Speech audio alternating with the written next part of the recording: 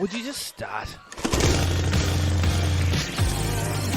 All right, in today's episode, we have one of Australia's most loved lawn YouTubers, Brenton from the Aussie Lawn. He has a wealth of experience, gets into a whole lot of different opinions on things, maybe things you haven't thought about before. The podcast is almost 2 hours long. It was a lot of fun. I hope you enjoy it. All right, here we are. Brenton from the Aussie Lawn. It's a pleasure to have you on, mate. I've been looking forward to this all week. Sorry it's taken so long to get here. It's just been one of those periods of time that time is short, but we're here now. Oh, look, man, you can take all the time for an A-class guest like yourself. Don't talk yourself down, all right? You're easily pleased. We would have waited at least another 6 hours, maybe. 15 I was going to minutes. say six minutes. No. Look. For those who don't know, you're one of my favorite YouTubers. You and Ben in the lawn scene. Every Saturday morning I watch both of your stuff. I really like it. If you love lawn and you haven't heard of the Aussie Lawn YouTube channel, guys, jump on it. You're missing out because the detail, the knowledge, the experience that Brenton brings, it's first class. So what I want to get into, Brenton, is you don't work in the field anymore. So where's all this experience come from? So back in the day, from a very, very early age, we backed on. So we lived in a little suburb west of Penrith called Leonay. And Leonay pretty much is a suburb built around a golf course. So most of the homes, or a fair percentage of the homes, back onto a golf course, a fairway or a green or whatever the case. You get the point. Yeah. And as a little fella, I used to, go down the back fence and just watch all the stuff go past all day. I'm going to do that one day. That's going to be me. So maybe I was destined for bigger and better things and closed my options off too soon. Who knows? Well, I mean, bigger and better. We've talked about this a few times. Gardeners and lawn technicians or greenskeepers, whatever part of the industry you're in, I think they're underrated a little bit. And to be honest, I think. Well, let's get straight into this part of the podcast. We'll come back to your experience in a minute, but I think gardeners are doing some of the most valuable work when it comes to. You think about when they say, "Oh, I need to get my mental health." Where do they go? They go to a park. They go play golf. They go play sports with their friends. You know what I mean? And we don't value that those places were maintained and designed and fixed and repaired and all that sort of stuff by gardeners. You're seen as these lowly figures. Yeah. Do you ever get that from your mates now? You're working in mining and they think, "What are you doing with the lawn? Lawn's not important." Not really. I think a lot of people, particularly, and this is no disregard to females that may be listening or viewing, I think blokes are into their lawns perhaps somewhat more than they're into their gardens. And I've given this a little bit of thought from time to time. It's like, is it an opportunity for them to, I guess, enact upon primal instincts? It's like almost beat this into submission almost. And please don't take that the wrong way. But is it an opportunity for them to dominate something and go, "Look what I can achieve"? Sure. And I'm going to probably cop hate for that, but I'm stripping it down to a very primal sense. Is that what it is? The bloke that runs around the footy field is not going to go, "Look at my petunias." No. Although he's going to go, "Look at my stripes on my lawn." 100%. Nobody's judging. But if blokes seem to, generally speaking, being very generalised here, seem to be more so for their lawn than perhaps they are their garden. And I think lawns are something that people can get into now. I mean, some people might be into smoking meat. They're into their smoked meats, and they'll invest all their time, all their money into this perfect flavoursome piece of meat, etc. Some guys, grass, and that community is really starting to blossom. I think it's a good value community too. Like there's a healthy pride. There's arrogant pride. Correct. And then there's healthy pride in your work. And, it's just not a show off, like you can verge on that show off. Look how good my lawn is. Look how good I am. But it's also, it's being meticulous and it's being deliberate and it's setting out to try and achieve something. And especially when you do that in a public way. I mean, YouTube's extreme for that, but just having a front lawn that people can see, you're inviting people over. And I think that's good for people to try and challenge themselves to do something, you know? I think it's how you conduct yourself. So you can conduct yourself in that sort of arrogant fashion and force your perceived glory on people, or you can be more humble about things and go about things a little bit more quietly and probably get a lot more, what's the word I'm looking for? A little bit more praise, if you will, out of it. Real satisfaction, though. Correct. A deeper level of satisfaction. Yeah, for sure. I really enjoy one of the things about the gardening industry as well, which I think we don't get a whole lot in modern life, is the ability to do something, turn around, and immediately see the impact that you've made. You know, a lot of us work in industries, not that I do because I'm in the gardening industry, but a lot of my friends, like you're working in mining, a friend of mine, one of my closest mates I was talking to the other day, he's a physiotherapist. You know, it takes him a long, long time to see his clients repair and heal. And that's the satisfaction to that. But with gardening, it's like you go mow the lawn, you got your cylinder mower, it's striping, you know, 15, 20 minutes later, however long it takes you, it's a beautiful lawn. You fertilize 2-3 days later, it's greening up, you know, like there's a real satisfaction that you get with that. You don't really get that many other places. It's true because I guess, but you're also dealing with a form of living thing, I guess.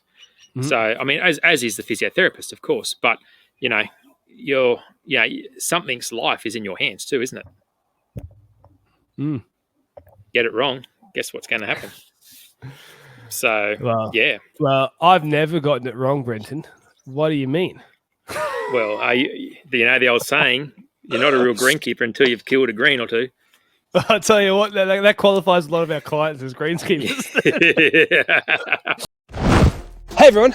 I need a little bit of help from you. Just a small little request. We're in the process of having some conversations with some great brands about sponsoring the podcast.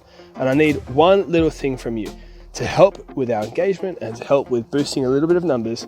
Could you please just pause the episode right now and share your favorite podcast episode that we've done with a friend? Just send it to anybody, share it out. Hopefully we get some views. If everyone who's listening to this, and yes, I mean you, if you're listening to this right now, I mean you, could you please pause the podcast, click the share button, send it to someone, spam your friends with it, get the word out there. The more people we get, the more attractive we look to brands. The more attractive we are to brands and the sponsors that we can get, then the more of these episodes we can do. If you don't know this, it's taken me about 8 or 9 hours to do one podcast. And so doing a couple of weeks, it really adds up. So we need that financial support. You can share. Did I mention sharing? Could you please share? Did I say we should share? Anyways, thanks for your support, guys. Let's get back into the podcast. Look, let's go back to right at the beginning. You was telling us you were a young kid. You wanted to do this growing up. You then got into greenskeeping. Tell me about your career. How long were you doing that for? What sort of areas were you working in? What responsibility did you have? So I hit greenkeeping in the mid-90s. So didn't go much for school, and school didn't really go much for me. So it was a bit of a mutual thing. So we parted ways at year 10, did the school certificate, etc. The deal was if I got an apprenticeship, then hey, presto, you can put the school books away, hang the school bag up, and enter the workforce. So did the old work experience thing at school, and actually did work experience on the golf course that we lived behind. But it wasn't to be that I get an apprenticeship there, but it was still good that was my first little taste at actually being there, seeing what it's all about. So not too far away, as in distance-wise, there was another golf course, and it had just been brought out, or overtaken, I should say, by a Korean fella. So he was a Korean fella, into his golf, had a few dollars in the bank, and decided he'd buy a whole golf course. So as you do. As you do. So he bought the course. Yeah, well, I'd probably do it too. But I would nenever have that. I'll never have that problem.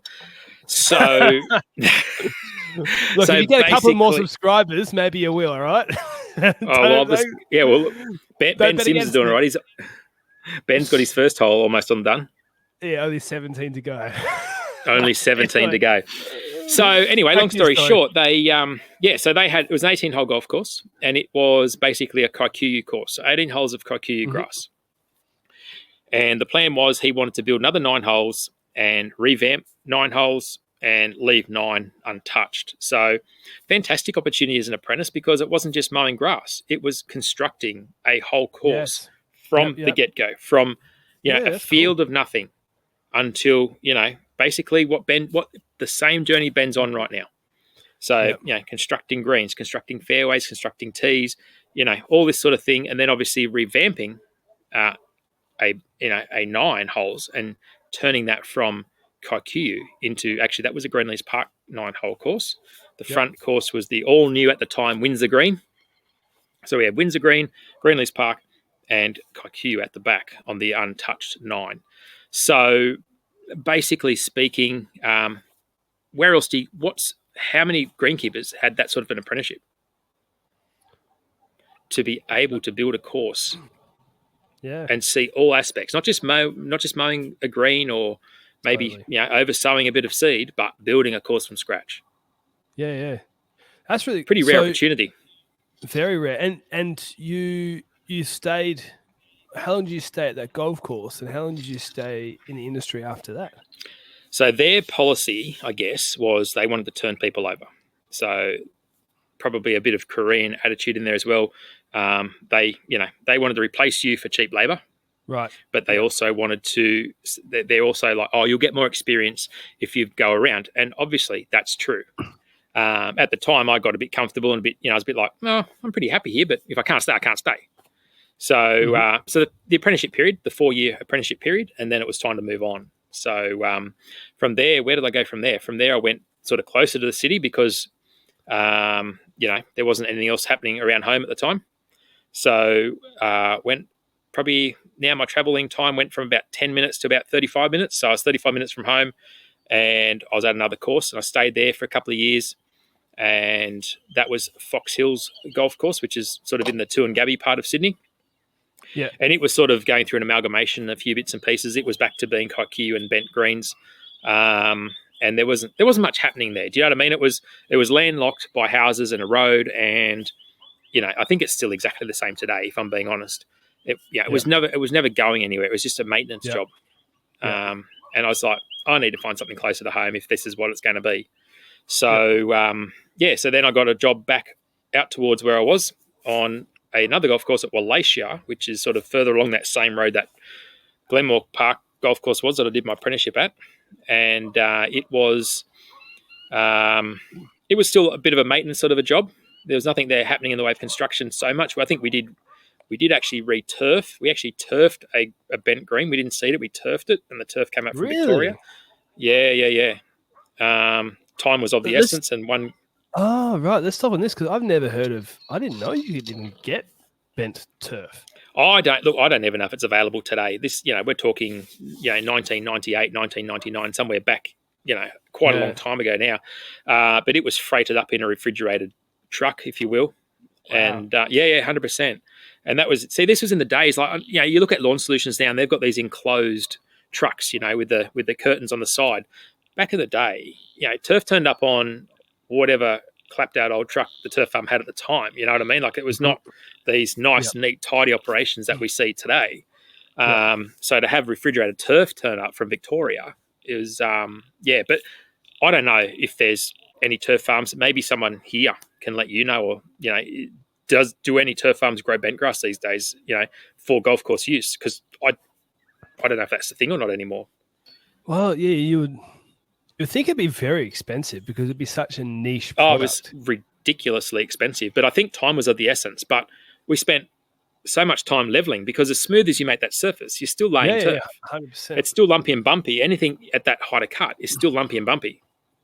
Yeah, and even with whenever you're doing a proper install, and this is the case for anything, residential, commercial, when you're putting down new sand, you've got this balance between compacting it enough that it doesn't lose its shape over time, but you don't want to make it a concrete, Correct. mess. Correct. We actually had, Correct. we have this problem. We laid a lawn, Kikuyu lawn, 200 square meters at a school that we do work at. Yep. And this is a crazy story. It had 6 weeks. It's Kikuyu. It had 6 weeks of prep time before the kids came on. So we laid it around Christmas, Wow.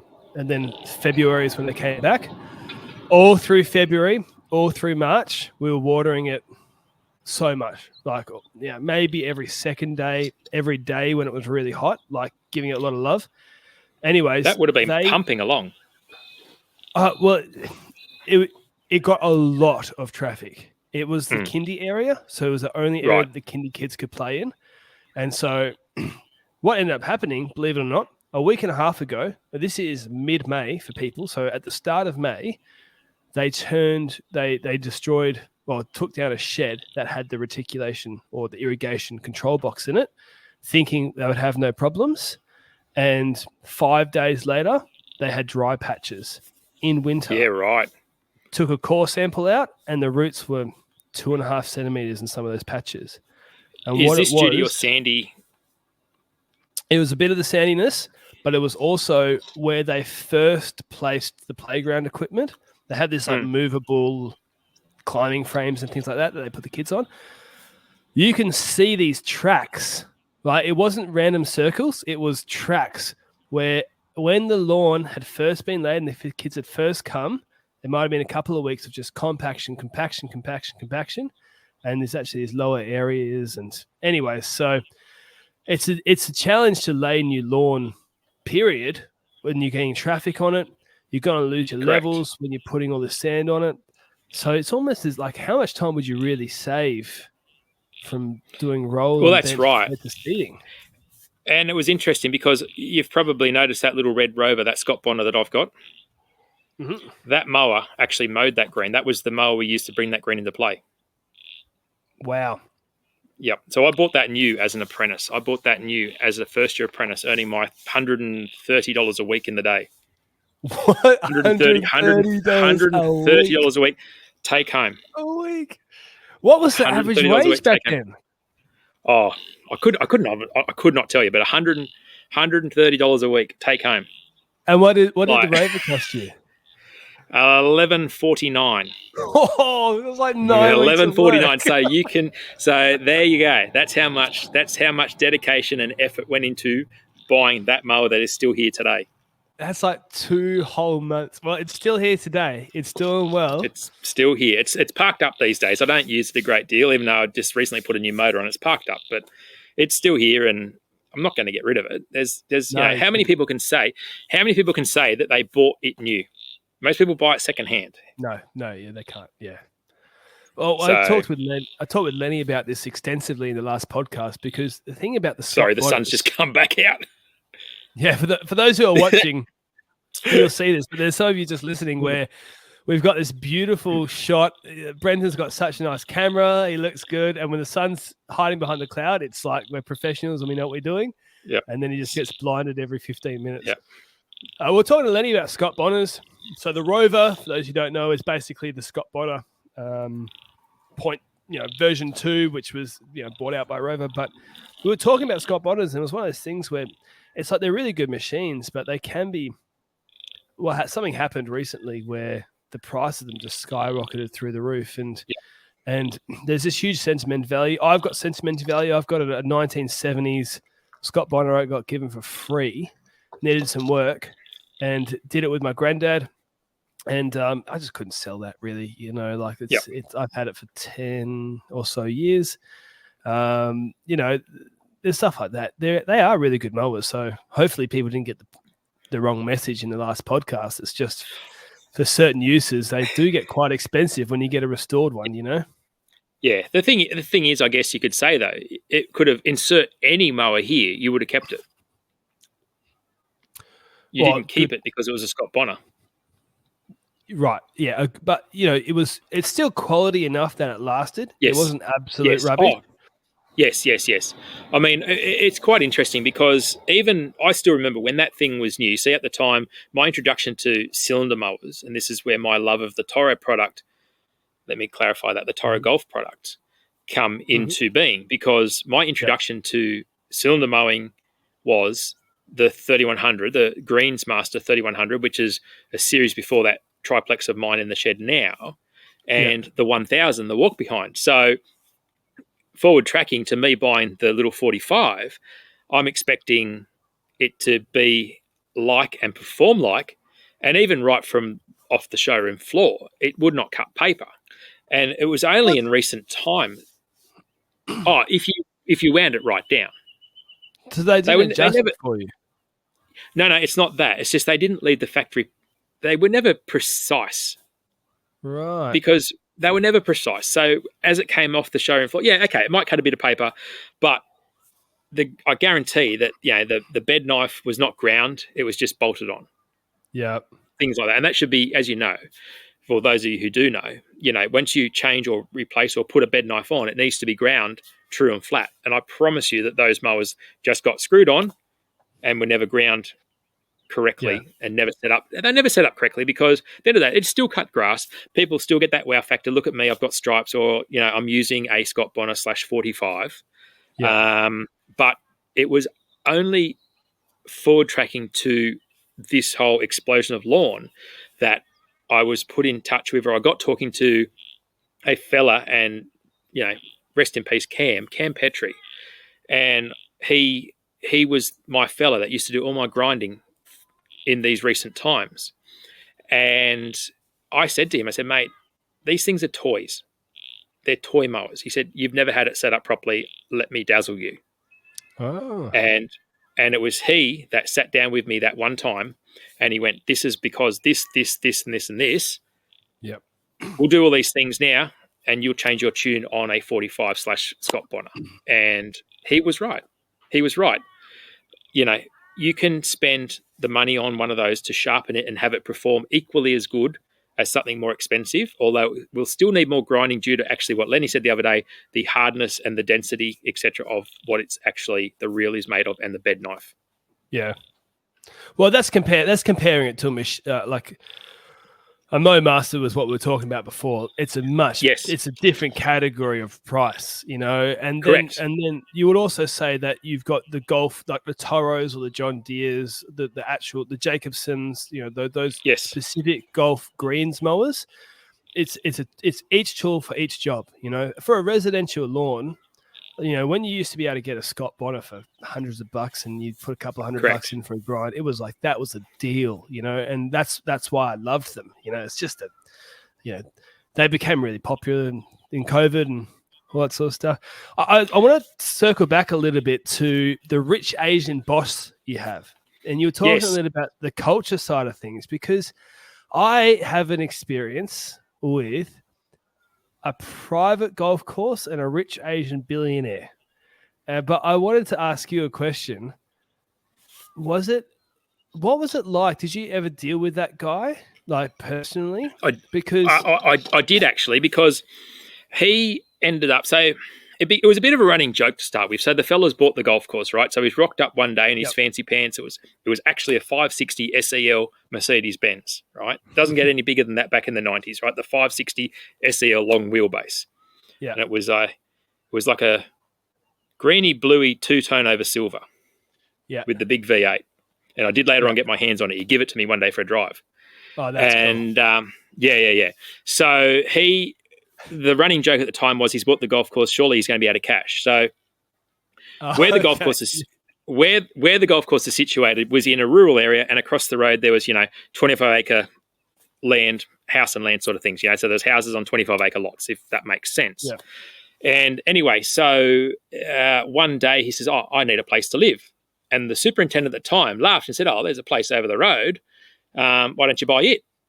And back in the day, it was $600,000. So $600,000, in 1994, 1995 was substantial money. You buy a house for under $100,000, So 600,000. He said, I'll have it. He didn't even bat an eyelid. He said, I'll have it. And they thought he was joking, but no, he wasn't joking. They didn't even look at it. He just bought it because it was across the road from his golf course. So lo and behold, an access gate appeared in line with his driveway, and he would drive. He had his own personalised golf cart, and you always pick it because they had the canvas drop sides and the headlights, and You'd never mistake it for anybody else. And he'd just poodle across the road up to his house on the hill and look over his golf course. That's so And good. he'd be quite often in Korea. So, and he had one fella who worked on the course. He was a mechanic, and he took a real shine to this mechanic and sort of, made him, I guess, his personal caretaker of the house and all this sort of thing. Yep. So Yep. when the caretaker was away, I was actually the next person in line. So I would then take on the role of feeding the horses and doing all this sort of stuff, keeping the yard trim and tidy. So I did have a bit of I had semi-regular dealings with the fella. And he was quite a good fella. He was quite a good fella. I like your experience better than my experience. Not that mine was terrible, but in WA here, we got a call, and it was from. I don't want to give too much information away because Anyways, you'll hear the story. I got a call from somebody who was like the caretaker of a massive private property around the area that we work in, and so I go look at this place, and this house, it is massive. There's several properties, our houses on this property. There's tennis courts. There's everything. Like it is, like hectares, maybe 2-3 hectares of land. And the person who built it was a golf lover. And the house looked down a hill, and the hill was. It probably was a par 3 because they're downhill, but it was long par 3, right? Nice and straight as an arrow, and at the bottom was this green.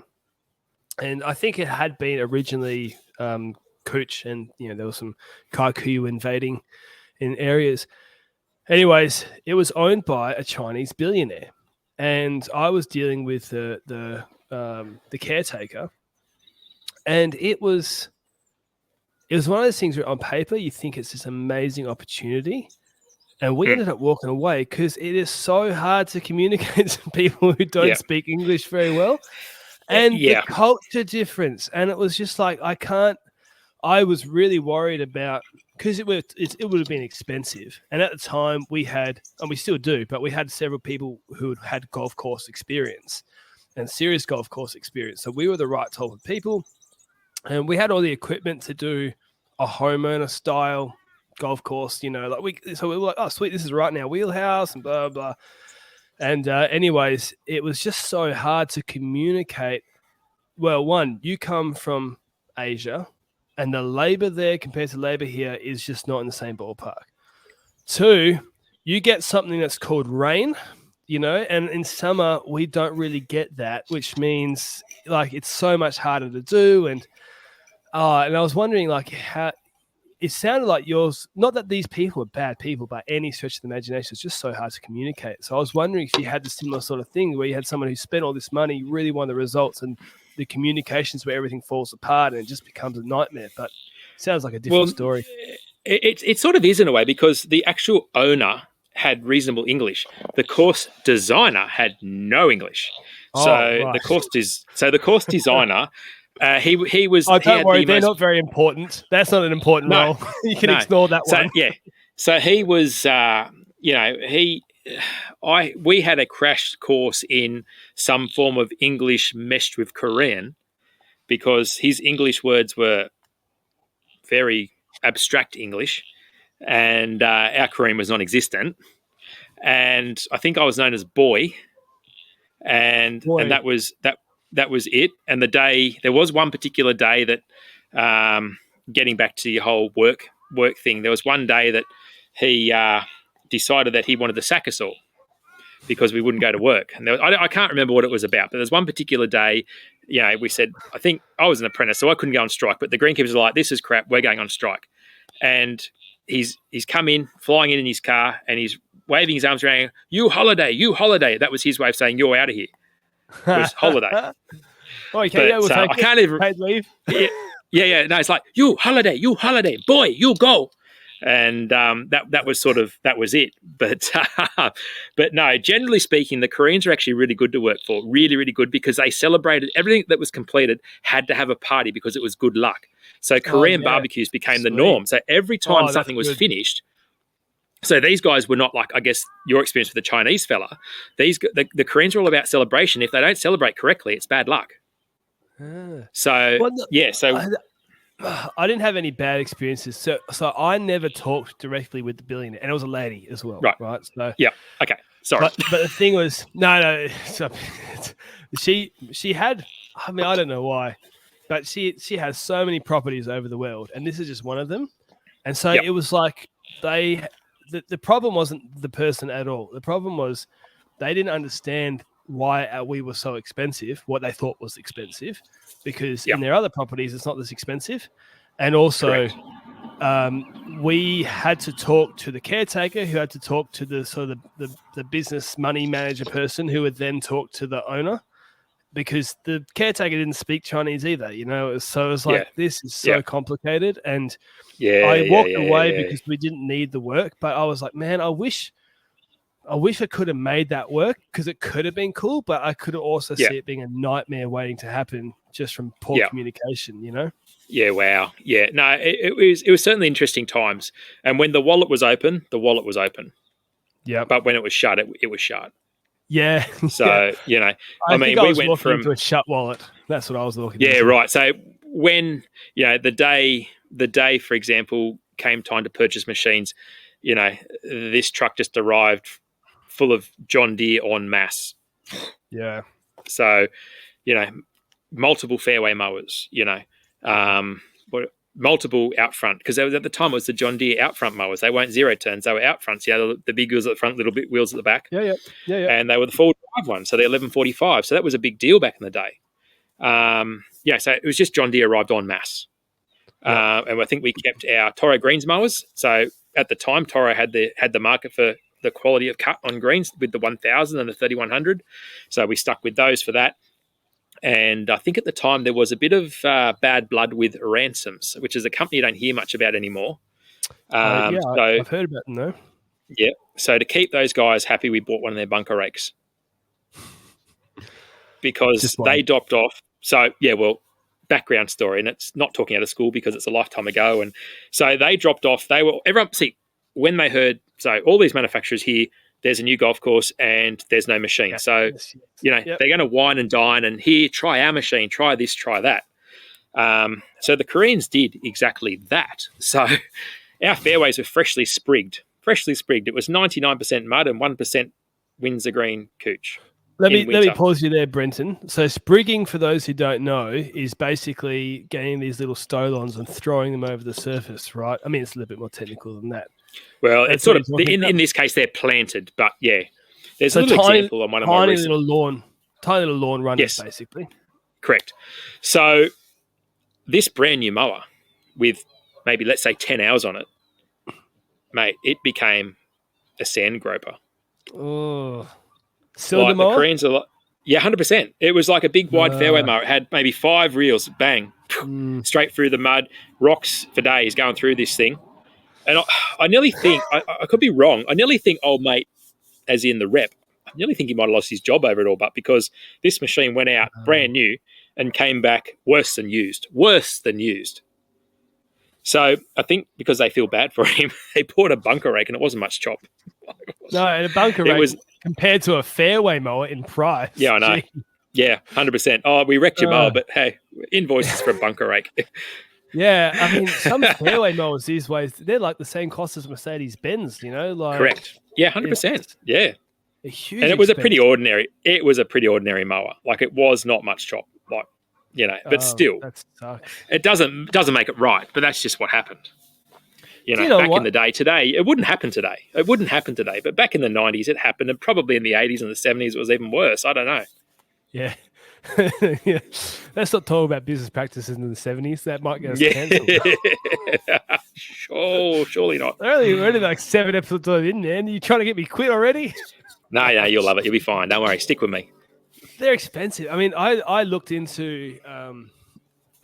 I never went for it because it wasn't quite a good fit, but I got a quote from Toro to get a new Groundsmaster, which is like it's like a fairway mower-ish. It's not big. It's not like a 5-gang. It was 3-gang, I think. And it was in the 60s. And this is like a couple of years ago. There'd be more now. Yep. Yeah. And I knew that would be expensive. You'd round it off to 6 figures today. I'd say 6 figures for sure. Maybe, well, for a 5 gang, I would say. I would say the Yeah, one that yeah, I for was sure. quoting was they'd probably be high 60s now because it was low 60s, just how the COVID taxes worked and everything. But Yeah, yeah, um, yeah, yeah, I'm just saying that for context for people who don't know, they've never worked in golf or they're not, maybe they're gardeners more than lawnies, just throwing a machine over it and ruining it in 15 minutes. It's not like it's a yeah. $20,000 zero Oh, turn. it's 100% not. You know, for them it was a big. Yeah, it's a big machine. You know, it's a wide, precise reel mower that was brand new and was just abused. You know, it was just abused, which is pretty sad when you think about it. Hey, you know how early in the episode I asked you to share the podcast? Well, you didn't. You didn't share it, did you? Look, I'm not angry. I'm just disappointed. So, look, here's another opportunity then to share it. You can do that right now. Yeah. Let's talk about sharing it and how that would help us out. Anyways, if you did share it, then we could be friends. Thank you very much. Anyways, look, I'm just having a laugh. We will eventually have these proper ads here. You know, people who are really helpful. But we're waiting for the right people to come along. In the meantime, you could just share it. Anyways, sorry, I'll stop spamming you. Let's get back into the podcast. Let's get into your YouTube career. How did you come up with the idea of becoming a YouTuber? I didn't actually come up with the idea. It was actually more Ben Sims convinced me I should start doing it. Ooh, there you go. Yeah, 100%. I'll always listen. I will always give Ben the credit for that because it was Ben that said you should start one. How much of a cut does he get from your AdSense then? No. All bets are off after that. He gets acknowledgement. That's it. After acknowledgement, all bets are off. Yeah. A big cuddle and a kiss on the cheek. Mm. That's why when I asked him to come on the podcast, he jokingly said, "What do I get?" And I said, "A big sloppy wet kiss next time." And he was like, "I'm doing it. I'm on." He's easily pleased, isn't he? It is. He's easily pleased. So no, it was honestly Ben Sims. It was Ben. So Ben and I sort of, I guess, met through Australian Orthodontix. So you can give Lenny the credit for that one. So Ben and I sort of became buddies through that, if you want. And then we sort of continued our chats privately. And then Ben started Lawn Tips, or he might have just had it started, one or the other. I can't recall, to be truthful to you. And one I sort of said, thinking about starting up a Facebook page or doing something. He's like, nah, man, nah. You need to do YouTube. I'm like, no one wants to listen to me. He goes, no, you got a story to tell. Yeah. So, yeah, here we are. But no, 100% Ben. Good job, Ben. Thank you very much, Ben. I think the thing that's good about you and Ben is you're talking. Both of you are not jerks. Let's start with that, right? Like that's a good start. I mean, I'm not the officer who can fully say yes or no, but from my perspective, no. Like I get there's a sense of lightheartedness, not taking yourself too seriously, that sort of stuff. But you do also come from it from quite different angles, and you complement. And there's other people on YouTube as well. Like we'll talk about Travis from the Lawn Lab. He's just been starting up doing his stuff, and he's up in Bundaberg. So people in those climates. He's doing some good stuff. He's doing some really good stuff. He's the same thing. Like he's almost too humble. Like you look at some of his work as a contractor, and I know the contractor scene. Like it is off the charts. He is easily in the top 1% of contractors when it comes to quality. But anyways, yeah, there's some good YouTubers. But I like watching you both, and I watch all of Ben's stuff, I watch all of your stuff, and I'm glad that there's just differences there. So good thinking, Ben. I'm probably more old school. So, the course that I did and the course that Ben did, they're not even close. So, Mike, I was one of the last years. My course, I think, was written. I've still all my textbooks. I've still got them all. I've got all my assignments. I've got everything in there. I even came across some old agar plates the other day of diseases that I grew. Are we still talking about lawns, or is this a personal subject? Yeah, no, still lawns. Yeah, we'll talk about that later. So I think my course was written in the 70s. So my course was the proper old school, and it was hashed along the way. But it was after I did the course, it was about another 12 months, and then they condensed it. In other words, they reduced the length of the TAFE course, and then they reduced it again. So the course I think Ben did might have been sports turf management or something along those lines. Whereas, and I think his was more of a nationally recognised course, where mine was state-based. So New South Wales had the most comprehensive course, and it was greenkeeping, and the course number was 1571. So it was, I've got probably notes. No, I've got notes about. So people listening, he's probably got half a foot of stack there. He's putting on the screen. 100%. Plus my assignments, and I've still got them all there, and I still refer to that stuff. Like, I don't know everything. I don't retain everything. Ben's got it over me when it comes to the latest and greatest chemicals, because that's not greenkeeping. That's just products to help you keep a green. And he's dealing with that more often. Yeah. That's a really interesting way of thinking about it. Yeah. So what would you say greenskeeping is? Because, you're right. It's the management and practice of growing the grass. I mean, everything else that accompanies that, or everything else that perhaps is available on the market to help you do that, you don't need to be qualified to be aware of that. Well, one of the things that wouldn't have been around back in the 70s, I'm not sure actually, but tell me, they wouldn't have had Zoysia back in the 70s, right? Not 100%. They would. Oh, probably in Asia they would have done. But my understanding, and I've been very open about this, I am the apprentice when it comes to Zoysia, because I have had until now no Zoysia experience. And as I'm looking around here now, I've got some behind me. I've got 1-2 varieties over there. So I went into this totally saying hands up. I've got no white flag waving. I know nothing about Zoysia, but I'm going to have a go. I think now you're sort of becoming, on YouTube at least, the Australian Zoysia guy. I mean, I don't think you're not quite there yet, but you're considering ripping out your Cooch green and putting a dwarf Zoysia in. The green's good as gone. As soon as I've got the stock, the green's gone. You're the Zoysia guy. I will be. When I first, obviously we're going to head into that pretty shortly, I'm sure, the Primo Zoysia. And I wasn't able to say what it was. It was here long before anyone knew it was even a thing. And all I was allowed to do was say it's a new type of grass and it's a Zoysia. But I was allowed to bring you guys along for the journey. And that's a Lawn Solutions product? Correct. That's right. You've got a video with Joe from Lawn Solutions on your channel. Go check it out, people. Yes.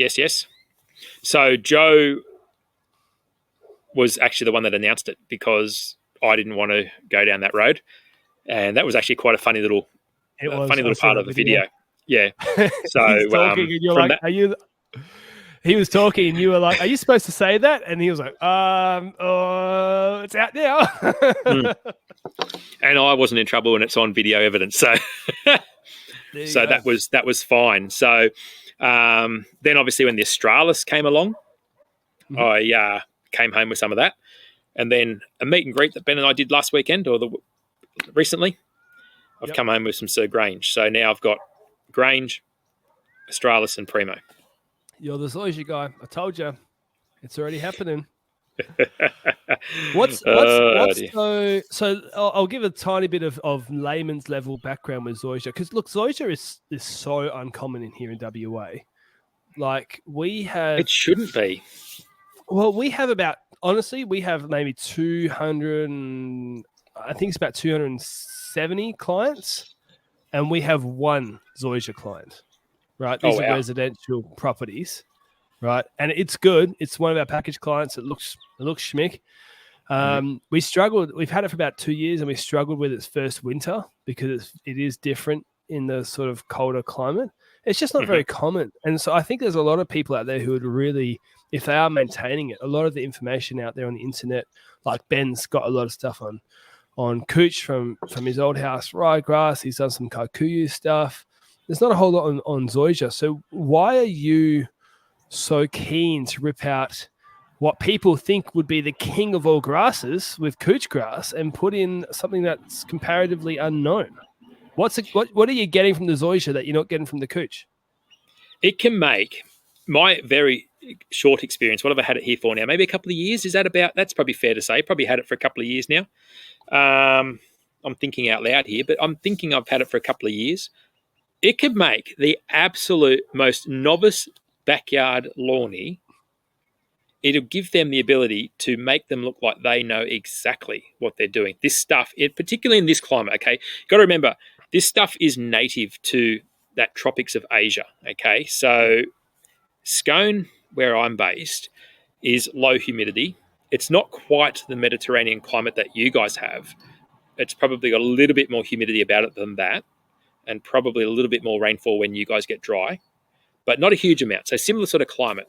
Can you explain for people around the country whereabouts Scone is? Okay, so we're based in New South Wales and we're based in the Hunter Valley, but we're classed as the Upper Hunter Valley. So we're about 2.5 hours from Newcastle, which is the coast. Yep. About an hour and a little bit from Tamworth to the northwest. Yep. And about 3 hours from Dubbo. Okay. To the west. So, so being inland, I'm guessing you have some fluctuations in temperature, so it gets fairly cold overnight. You know, it can do. Yep, it can do. So sorry, I was just saying, like, what could you compare it to, climate-wise, that maybe people who aren't in New South Wales, they can get a bit of an idea of what it's like. That's a good question. So we'd have traditionally somewhat of a, not Queensland humidity, but a humid summer, cooler, drier winters. Mm-hmm. But it can get down to single figure humidity as well. So it's a bit of a unique climate, this one. Like, we have a bit of a microclimate here, and particularly where I'm located in town is a microclimate within a microclimate. So I can grow avocados here. 100% avocados. And if I had exactly the right spot, I'd probably get away with an odd mango tree just. Yeah, right. But we still get smoked once or twice a winter with 1 or 2 -4s. Oh. But only 1 or 2. So generally our nighttime temperatures will hover in the low single figures, but we won't dip beneath zero all night long, generally speaking. Yeah. That's the thing about WA is that we never get below zero. I remember this is 10 years ago. I mean, it's happened more than once in 10 years. It happens every couple of years, or maybe you get to minus 0.24 for 45 minutes or something like that. But I remember it got to -1 or something like that, and that was on the news. It was like, oh, we got that cold. It's like, yeah, right. Wow. Cold is 4, 5, 6. It's like, oh, it's a cold morning. So it's just very different. Anyway, so look, let's go back to the Zoysia. Let's stop talking about the weather. Yes. Back to the Zoysia.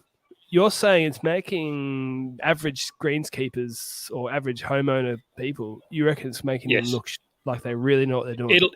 It'll have the ability to. Obviously, it is, but it isn't available at the moment. I think there's one grower who's growing it in Queensland, and I think it's Daly's Turf.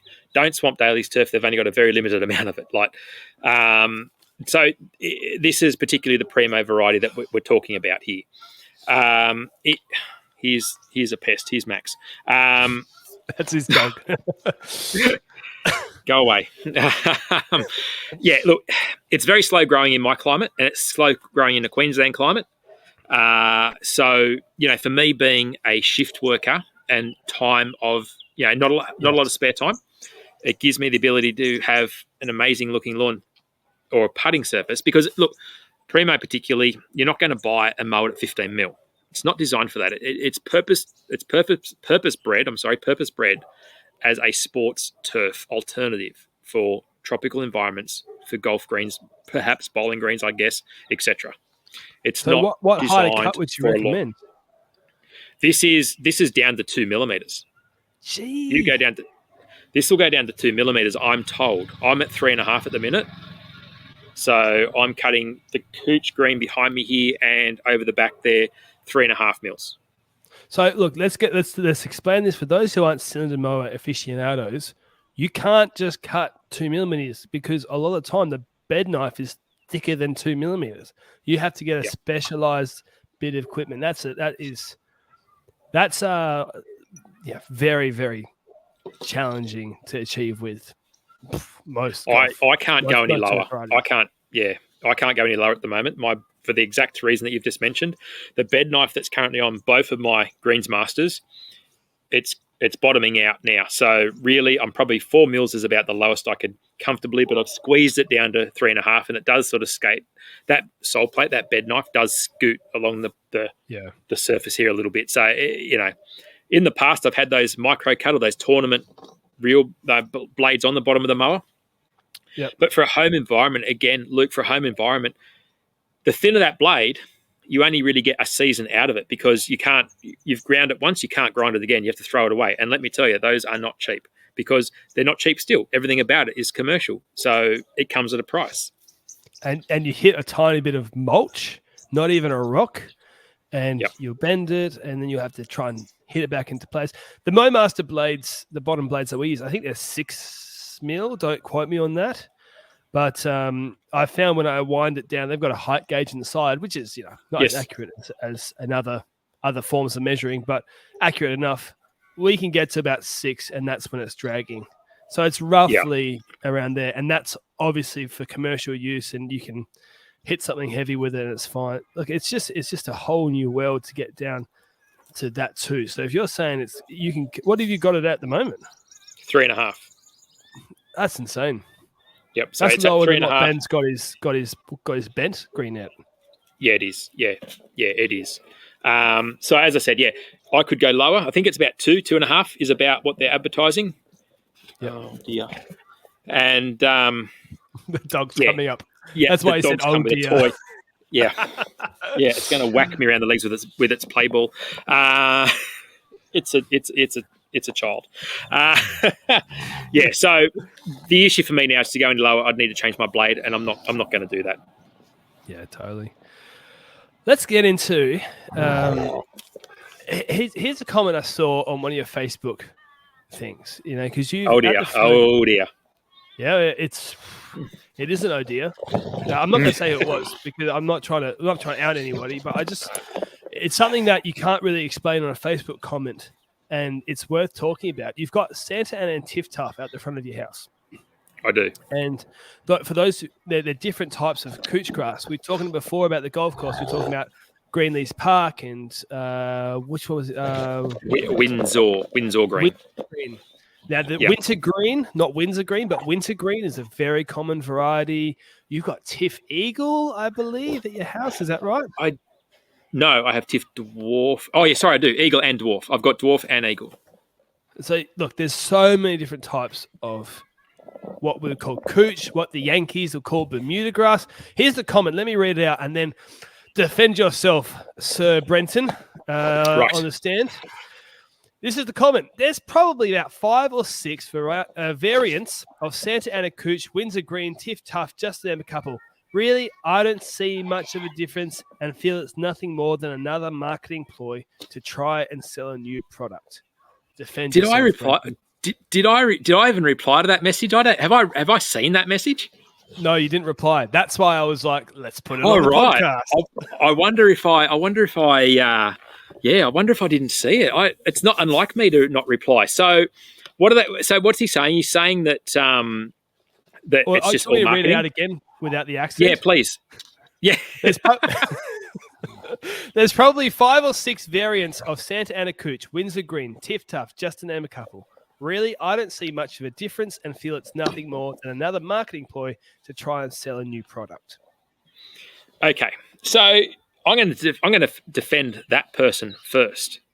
Yep. One of the things that we did at TAFE was we would have to do grass. One of our exams was grass identification, and it was for weeks on end. You'd come and see all the different varieties of grass when you come into class, and they'd all be there, and they'd all have a tag, both botanical and common names, right?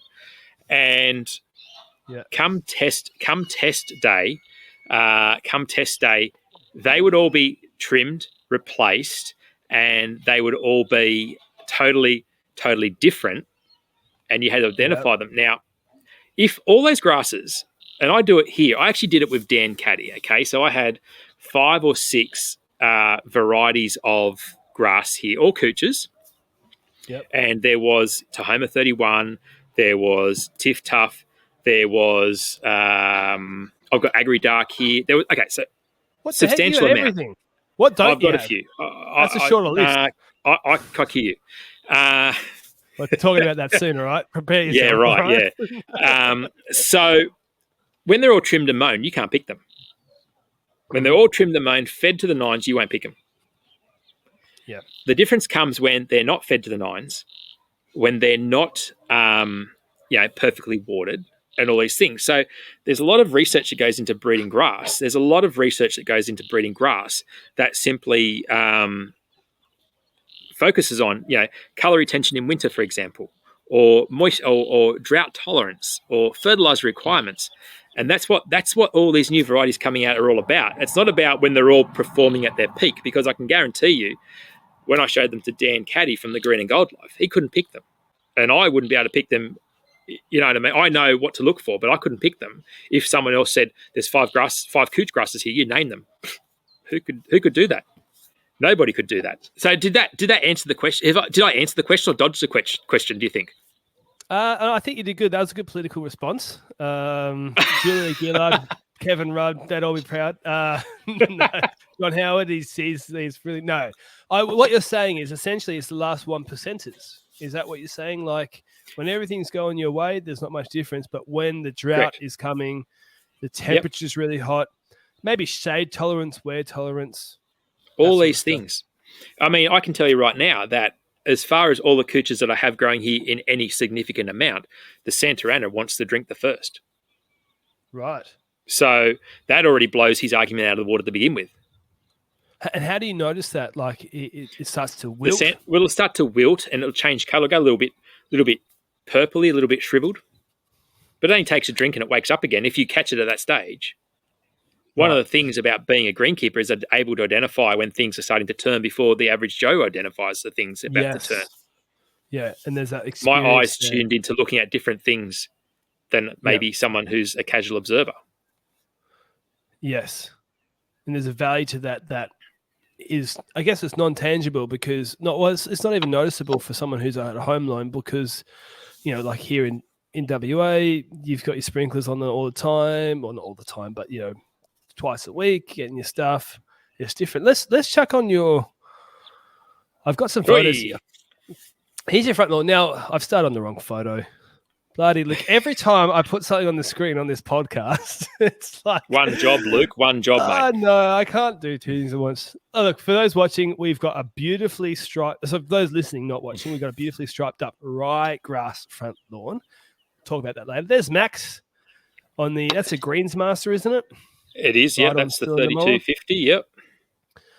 And what is that? That is some beautiful TifTuf, correct? That's the Tif. That is the TifTuf, yep. And that was in summer. That was summer, yep. What I want to look at here, what we've got here, a recent frost. Yes. I'm going to skip this next photo, and there we go. So that lawn here, that is your winter lawn right now, isn't it? That's what you sent me this morning? Yes, correct. And if I zoom in over here, there's a little bit of a loss of color here. Now, we're not judging you anymore, and that's not the point, but I know something in the background. You've had a lot of frosts recently. How have you found the difference? Because you talked about the difference between Santa Ana in the heat and Santa Ana and TifTuf in the heat. Mm-hmm. So we've got, that's your Santa Ana right there. Is that correct? No, that's the TifTuf again. That's the TifTuf. Which one's the Santa Ana? Yep. TifTuf. There we go. There we go. So there's a colour difference there, isn't there? Well, why don't you explain it? Because 80% of the people are listening. What are you finding with these different varieties of Cooch grass when you've had how many frosts in the last couple of weeks? I did look at this. I did look this up this morning, actually. So 3. So normally by now, we don't normally see any frosting until next month. But we've just recently came out of a bit of a cold snap, which seemed to sort of cover most of the East Coast. And anyone listening or watching this on the East Coast can probably contest to the fact that they've had colder than usual temperatures. And some of those people perhaps have experienced a frost, and others just maybe had to put a jumper on instead of not having to put a jumper on in Queensland, perhaps. But we have had a few light frosts. You showed a photo there to the people there before. Only very light, but 3 of those a few days apart. That's a light frost. That's a light frost. But it's just enough just to take the tips off, just to take the colour out of the ends of the grass. Now, probably still hasn't been enough to really lead me to believe one's holding up better than the other. But I think there's still more colour in the TifTuf. And there's probably a little bit more growth happening, just marginally more growth than, say, what's happening with the Santa Ana at the moment. And there's 2 things about that we just need to, for scientific purposes. You are treating them exactly the same, right? Correct. And they have a very similar soil profile, if not exactly the same soil profile. Well, actually, no. So that is not. Yep. So that is not true Luke, to say. Finding things out. No, you found things out, and it was certainly no secret. So the Santa Ana, truth be told, should be doing better. If you want to have this discussion, on that side where the Santa Ana went in, that would be probably what I would call, or what people on the East Coast in the industry would call, probably a 70-30 sand profile. So basically, for those listening, hang on a second, the dog is just being a pest. So 70% of that is sand, river sand, and the other 30% is clay silt material. Yep. Okay, so it still gives you the good drainage, but it gives you a little bit more nutrient holding ability. When it came time to do the TifTuf, which was the larger section there, which still seems to be holding slightly more colour, so we're looking at that one now. We had all I don't know, did you guys get the floods? Like, we had a heap of floods on the East Coast here. Turf farms went under, Sydney went under. We're going back about just over 12 months ago. No, I remember those massive floods. We've had the opposite. We had 1.6 mil of rain between mid-November and basically mid-March. So we would have liked some of your rain. If we could have just scheduled it so that your winter rain from last year became our summer rain, or some of it came to us, and we shared it around, the world would have been a better place. But over east was some massive floods, right? Yeah. So all the sand that I wanted to use ended up down the river. Right. All I could get my hands on was what I like to call arena sand, which is coarse river sand. So it's a very coarse, very, very coarse sort of gravelly style of sand with probably next to no organic or silt matter in it. So the TifTuf is really living on nothing more than the nutrients that I'm feeding it, and as time goes on, the breakdown of the organic matter and changing the soil profile into something a little bit more soil-like rather than something more like a beach sand almost, you could say, but without the beach. Well, what I was going to say as well is your TifTuf is much more recent than your Santa Ana. That's right. You often find as the lawn replaces its roots, it does actually get, a better of a soil profile, a more established lawn. I mean, it's been, how long has that TifTuf been down? It's because it's not brand new. It's how old is it? What is it now? So I think it's over 12 months, but less than 2 years. Okay, so there's plenty of time for the end of last summer. The end of last summer. Okay, so it just shows that you would say that the conditions are slightly against the TifTuf in terms of the sand not being as good and it being younger, and you're finding slightly better results. A bit too early to tell with the frost, and better results with the drought tolerance. Definitely better drought tolerance. Too soon to tell with frost, because until we get regular, and for us, we might get a dozen frosts, a winter. But at this stage, too early to really, really say. But also, maybe the sand is a better deal for TifTuf. Maybe. That's because less is more. Do you know where people go wrong with TifTuf? They show it too much love. You got to treat it mean to keep it keen. Half rates of everything when it comes to fertilizer. That's, I think, where most people are going wrong. I know I've got a mate of mine at work. It's actually a husband and wife couple at work, and they're right into their lawn and their garden. And they were going to go Sir Grange, but decided they'd go TifTuf. And I've tried to steer them in another direction, but they're all about urea. Oh, So every time it rains, they're out there with urea because it gives them an amazing result. And then if your result is batch, all I hear is crying in this ear and whinging in this ear that every time they mow it, it doesn't look good. So sometimes you can lead the horse to water. You can even push its head under the water, but it's not going to drink. You can even ratchet strap it to the bottom of the lake. All right. Yeah, it'll hold its breath. Look, talking about lawns that don't like urea, or you shouldn't put urea on. We've neglected the best lawn of all, Brenton, which is clearly What's the best, isn't it? Oh, without a doubt. How could I argue? Now, look, how many head of cattle have you got?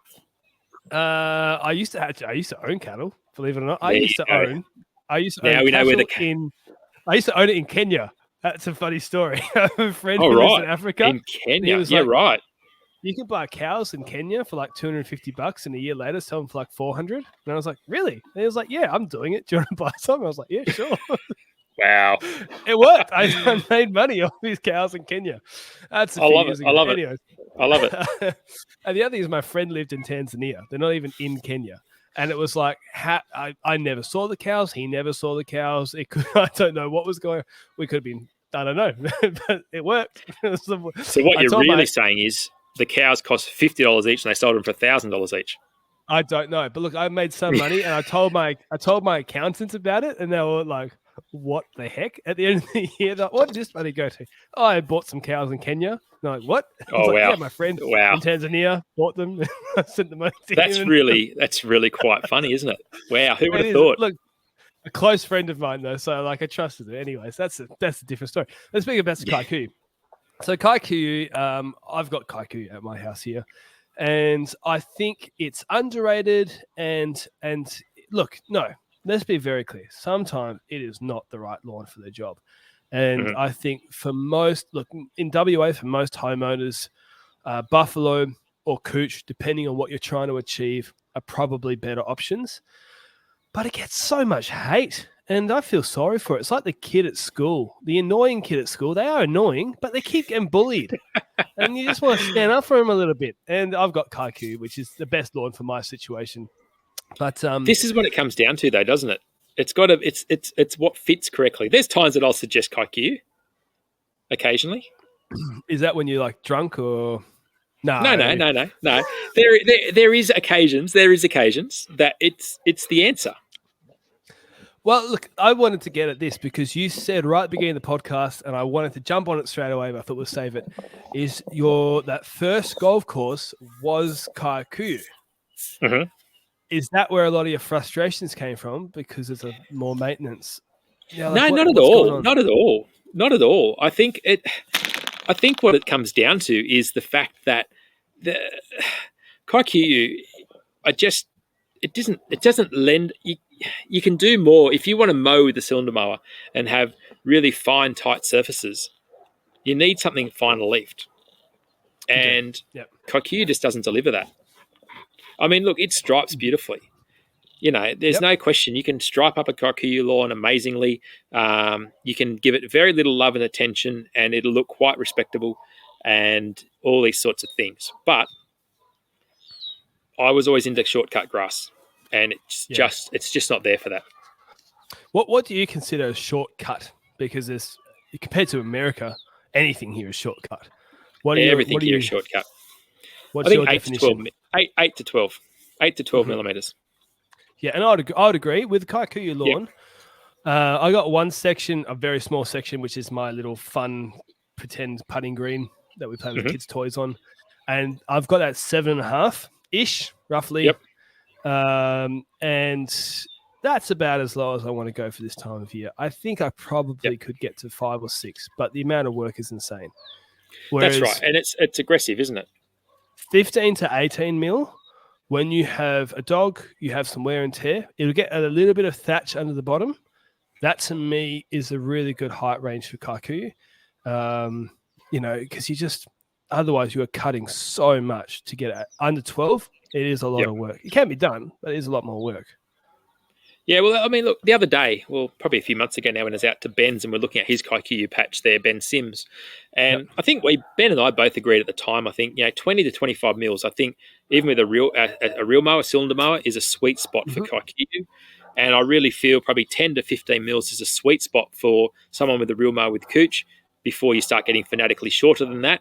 But that 15 is probably where most homeowners that aren't going to fuss is probably where they probably going to find their sweet spot really for colour, and they're going to get some sort of striping out of it. They're going to get a reasonable amount of drought resistancy, and the grass is going to be fairly happy. It's going to handle most sort of conditions come shade versus sun, hot versus cold, summer versus winter sort of thing. So that's my general rule of thumb with people is sort of 20 to 25 for Kikuyu, 10 to 15 for a real mower with Cooch, and maybe 20 to 25 with a rotary. And what about Buffalo? Because this is another subject that you like your high cut Buffalo. I totally get it. I like it. Yeah. Tell us the theory behind that. It doesn't grow over itself. The shorter you go, because you've got obviously, I'm assuming here for a moment that people listening to this understand that Buffalo has stolons only. In other words, it only has surface runners and it does nothing beneath the ground apart from have root systems. So if you were to remove all of your Buffalo runners on the surface, nothing's going to come through from underneath because that's not how that grass functions, if you will. If you cut it short, and I know you guys do, like a lot of people in the West have these sandy profiles compared to us on the East Coast. And I think that's where a bit of your real mowing comes into it because they're kinder on mowers. It's not, I think you guys also favour alloy decks versus steel because of the whole sand and potential eating away the steel. Now, with the Buffalo, if you only have thick runners or stolons and leaves, if you keep trimming those leaves right down short, all you've got left are stalks. And what happens is stalks start climbing over each other, climb over each other, and then you get these thick, spongy lawns that no one likes to walk on. Yeah. And when you have it a bit longer, the buffalo grass tends to give you more leaf and less stalky stolons. Particularly with my variety, which is Sapphire, which is a very upright grass, where I still find perhaps Sir Walter, King's Pride, Palmetto are still probably more, horizontally orientated. Yeah. So one of the things about that, I'm trying to find a photo while we're talking about this so that people can see exactly what we're talking about with these runners going at the top. How do you deal with those runners for the people out there who are novices, new to controlling or maintaining lawns to a higher level? I caused a lot of controversy probably 18 months ago when I started putting videos on YouTube of me tearing into buffalo, because there was a lot of chatter on various social media outlets of that's the worst thing you can do, and you're just going to have to deal with the fact that your buffalo has become nothing more than a dense sponge and no longer enjoyable. And I knew that was not the case. So I went to change or myth bust some of this, and I took the bull by the horns, and I started with a scalping video, and it got quite a few views. And then I thought, I'm going to take the bar even further, and now I'm going to scarify, which was the ultimate do not do. I had great delight in making that video. That's some of your most popular stuff as well. Yeah, destruction. People love destruction. People love stripes and destruction. I also think it's the sense of, is this going to come back? Is the cliffhanger here, Yeah. And I even caught the attention of a very well-known American lawn YouTuber. Tell me about this. So one of the comments in my scarifying video, you'll find, if I said to you, who's got the St. Augustine buffalo lawn in America, you would say... I don't know. I'm not Alan up to Hayne. date with America. Oh, no, So I'm Alan sorry. Hayne. So he's got about 500,000 subscribers. And Okay. he's taking credit. He's sort of taking a bit of credit for all the lawn channels that have come since him. Oh, okay. So it's I either mean, he is saw there an element of truth there or not really? he's been going for a long time, so who knows? I mean, he didn't influence me starting. No, that We've was discussed Ben. that. That was Ben. So I can put my hand up and say he didn't influence me. Yeah. But either someone showed him my video or he saw it because he commented on it. Ah, And I said, I think I challenged him. Well, why don't you try it, mate? No response. right. Yeah. There you go. So, and I, that's what I'm saying. Like, I remember actually just while we're still on the Buffaloes topic, during my days at TAFE, see, Buffalo is not and has never claimed to be a sports turf. So when you're doing a greenkeeping course, you're learning about sports turf, sports surfaces, etc. Right. So Yep. someone did pipe up. One of the apprentices in the class piped up and said, "Oh, when are we going to learn? When are we going to learn about buffalo?" And it was kind of like one of those moments where you say something inappropriate at the family dinner, and the whole thing just stops, and the whole mood changes. Then you get lectured. Yeah. So it was almost that moment where he put his pen down, he turned around and said, "Okay, class, everyone, stop what you're doing. Now we're going to learn about buffalo." And it was one of those. Have I painted that picture? Like, does that make sense? Like, Yes. it's like you've just brought up the dirty little secret in the cupboard that no one talks about. And so basically, he said, "Radio class, we're about to cover buffalo. I didn't think we'd have to, but we're going to have to. Buffalo is not a sports turf. It has no place in sports turf. You don't need to know about it. Next subject." Oh, wow. Well, I mean, it's true. But you do need to know about it. It's true 100%. in a sports turf sense, but I also think that in a homeowner sense, which is where a lot of the market is for people who are trying to get a career. Not all of the market, but there's a lot of people who want to grow. Homeowners aren't greenkeepers. You're learning a trade to curate sports turf. Yeah, I just think maybe for sports turf, yes, 100%. There could be at least, a little bit of time spent on it, because I guess in the future you may go into maybe landscaping or something like that, where it might be a little bit more applicable. I've just got the photo up here. This is what the runners look like that grow across the surface of Correct, yes. Buffalo lawns. We got another photo. There we go. There's another one. You can sort of see them in there. I hope that's coming up nice and clear. I've got this photo here that you might be interested in. Has that been real mode? Yes, that is a cylinder mode and buffalo. That is also why I rotary mow buffalo. So here's a photo that I wanted to talk to you about right here. I couldn't download it. So look, I wrote an article called "Everything You Need to Know About Buffalo." It's at silverstonegardening.com.au. It's like 3,000 words. So look, if you want to learn something from an idiot, go jump on there. No, it's actually all right. Can you see that clip nice and clear on there? I can.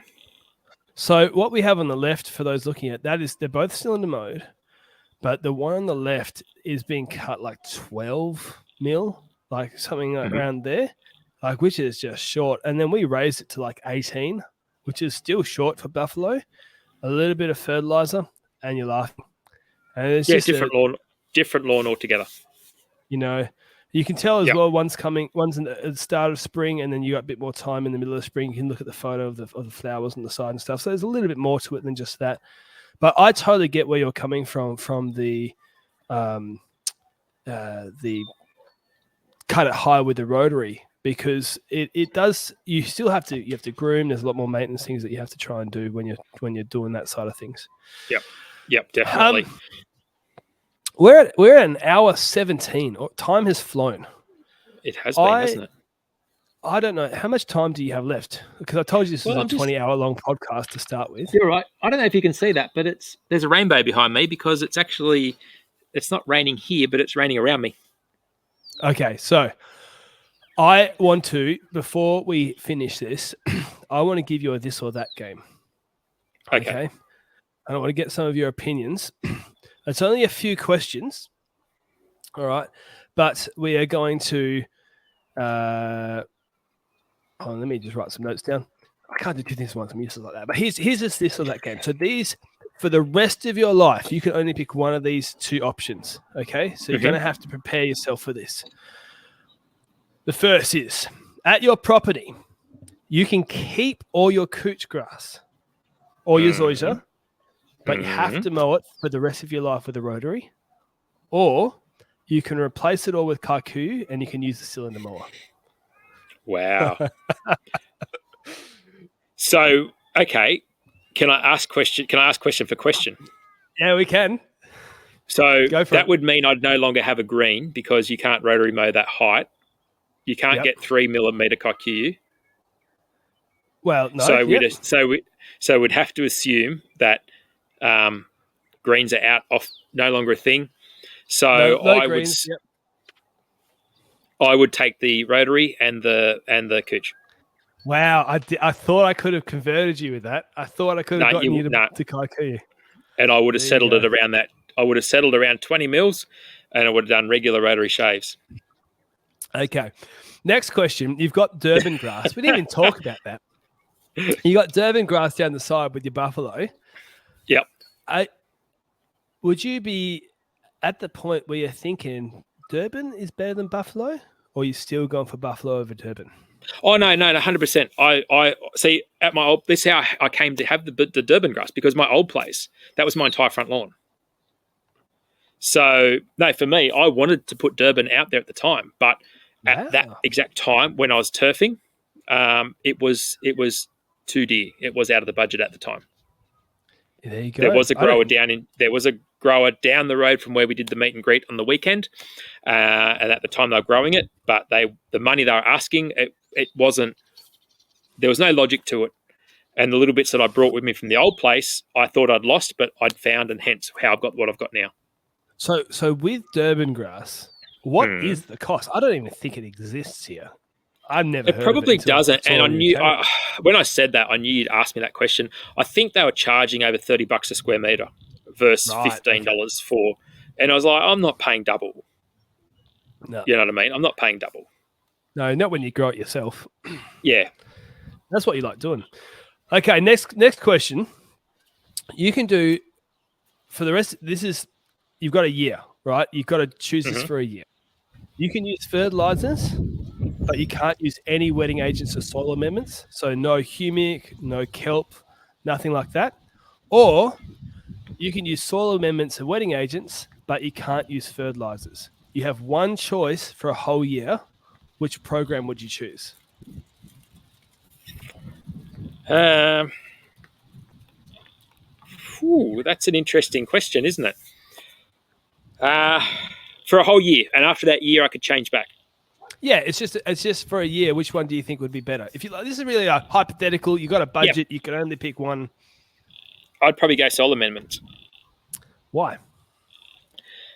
Because I think it'll be more subtle than your macro NPKs, etc. But if your soil health improved to the point, everything would slow down around it, though. Everything would sort of balance out around it, I should say. So, you'd find that it would adapt to that. You'd probably have different heights of cut. It'd be a different source of, or a different way of managing. Yep. But I think it'd be an interesting experiment. Do you know what? You should try it.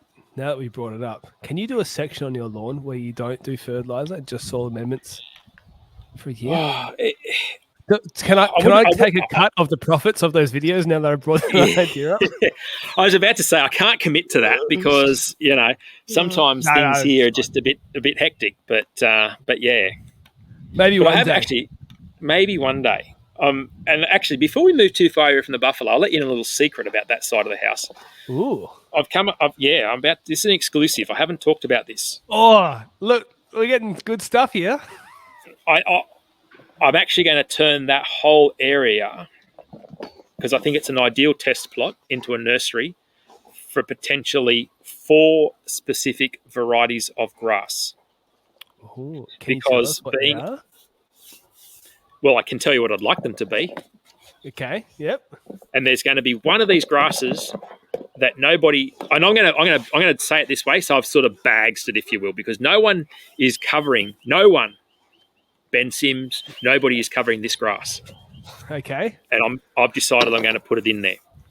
So you might have seen the video I did where I planted out the Australis. Yes. It might have to go. What? Yeah, you put it in. It's in the wrong spot, because after I did that, I realised I probably rushed that a little bit, and there's a better way of skinning the cat. So what I'm going to do is I'm done with Buffalo, right? I'm done with the Sapphire. I've had my time with it. I'm done with it. It's all going to go.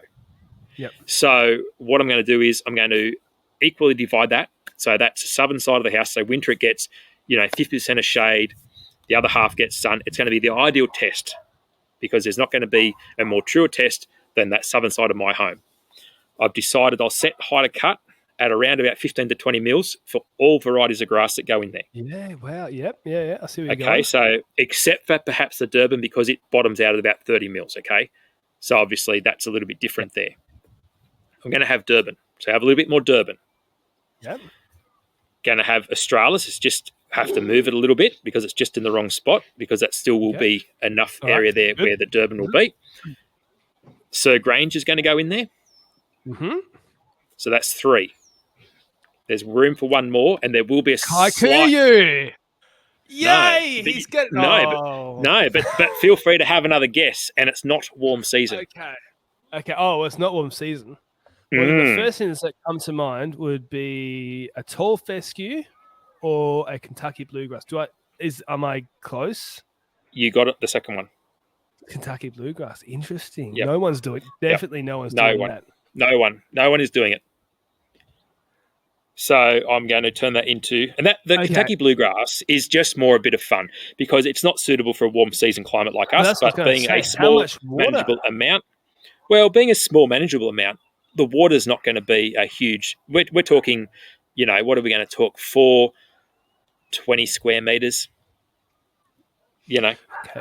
I know nothing about Kentucky bluegrass. Do you I've watch? grown it once.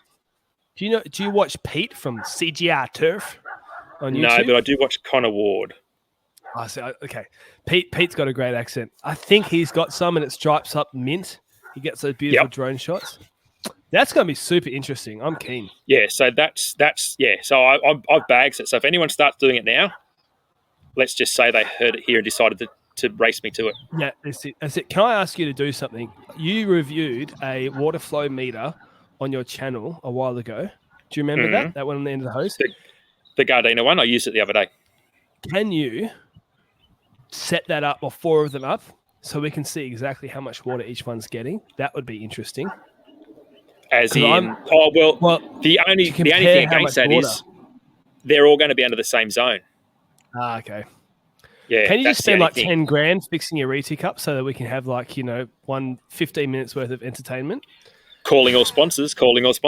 Exactly. Done. Calling all sponsors. Well, I have to say, we're a big fish in a little pond. Last time I checked, we were number one lawn and garden podcast on Spotify. That doesn't mean we're getting anything like what you're getting on YouTube, but on Spotify, we were number 1. Well done.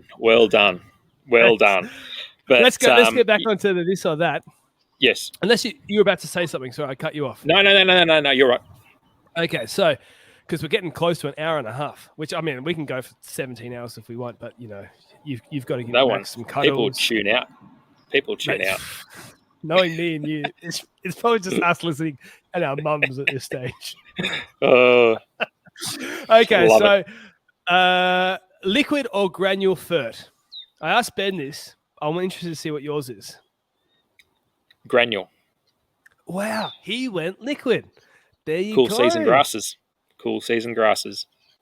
Okay, so why granule? I think I know why, but you tell me. Granule gives you a longer lasting, result. It can be slow release. It can be rapid release.